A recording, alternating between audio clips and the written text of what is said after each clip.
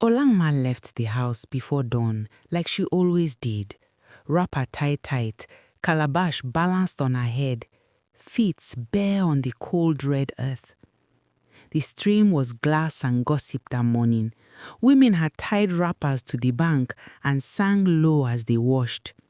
She filled her pot slowly and watched her face on the water, one woman, clear as the sky. For 3 years, her knees had been the village measure of submission. For 3 years, she had bowed when Ezekiel demanded it. The bruise on her cheek from last night still hurt, but what surprised her was the new weight behind each breath. Not fear, but a tired sort of clarity. At the farm, she walked from sunup, weeding, cutting cocoa pods, repairing fences. Ezekiel left for his fields proud and loud, returning each evening with the kind of anger that wanted an audience. He would stand at the compound gate demanding yam hot from the mortar, shouting about what was missing, then striking when his words did not land. Neighbors tottered and folded their hands. Wives whispered and turned away. Olangma kept sweeping, kept pounding, kept smiling like a woman who had practiced not breaking. But that morning, as she walked past the mortar, she let the pestle rest and felt the knowledge of every hurt pressed like stone against her chest. Market week was a thunder of traders, kola, and song. Ezekiel accused Olangma under a mango tree of shorting his sister's pepper. A small thing, but he loved small slights because they made big punishments seem necessary. He slapped her across the face, there, in the open, the market going silent as if sound itself had been scolded. She tasted blood and shame like bitter cola. People stepped back because in Umuagu things had order. A man hit, a woman bent, life continued. Only this time, something in her hardened.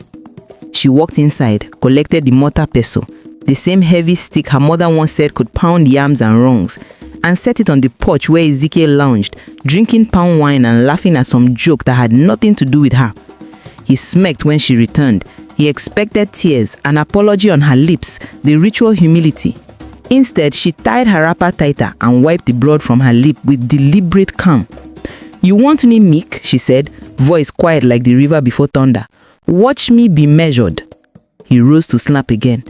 Her hand moved before his raised palm could find the air. She didn't strike like a woman losing herself. She hit like someone administering consequence. The pestle cracked across his forearm. Not enough to gore, but enough to break his balance and his smugness. When he lunged, she used his weight, shoved him into a low stool, and kicked the stool from under him so he went down hard on his back. The crowd gasped. Ezekiel scrambled, anger flaming into fury. A man convinced his place was a guarantee and came at her again. Olangma met him, palm to face, elbow to ribs, each move precise, taught in years of lifting heavy loads and surviving harder moments. She struck his knee. He folded. She pressed her heel to his chest, not to kill, but to puncture his arrogance until it bled humility. When it was done, he lay panting, stunned. The same man who had hit her now tasting his own weakness. No one had expected the woman who bent to survive to answer with force. The market murmured like a disturbed hive. Ezekiel's pride lay in the dust. His face was a map of disbelief.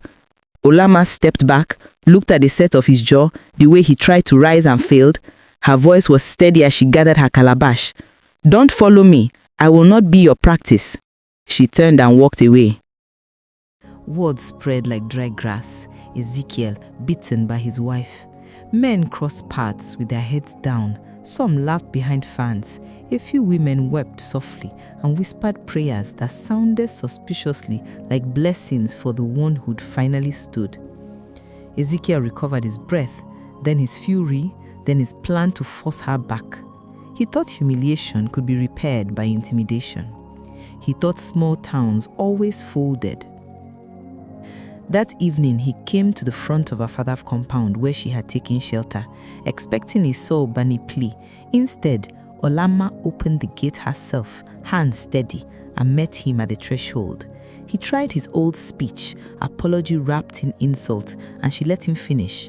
When he reached for her arm, like he always did after a fight, she sidestepped and guided his hand into his own so he could feel the bruise, the soreness he had left there himself. He pulled back confused. She leaned close, voice low and calm enough that neighbors heard it like a sermon. I served you yams and care. I washed your shirts and hid your pride. I bowed because I thought that was what love wanted. But love doesn't live on bruises. You chose to break me. I chose to return whole.